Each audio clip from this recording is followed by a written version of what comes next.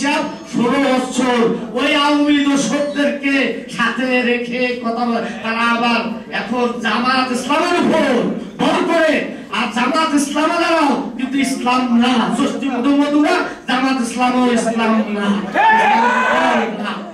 আপনাদেরকে আগামী দিনে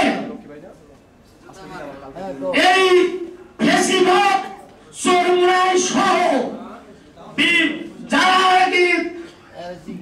বিএনপি ভারপ্রাপ্ত চেয়ারম্যান এবং তাদের পরিবারের প্রতি যদি কোনো রকম পুরস্কার বক্তব্য দেওয়া হয়, আগামী দিনে তাদেরকে কোনো ছাড় দেওয়া হবে কথা। সবাইকে ধন্যবাদ। আপনারা বিক্ষোভ, আমরা সবাই বিক্ষোভ করবো, এই জন্য বক্তব্য শেষ করবো। আসসালামু আলাইকুম। ধন্যবাদ। আমাদের মাঝে এসে উপস্থিত হয়েছেন কৃষক দলের ধর্ম বিষয়ক সম্পাদক জনাব আব্দুল কাদের আমাদের মাঝে উপস্থিত হয়েছেন।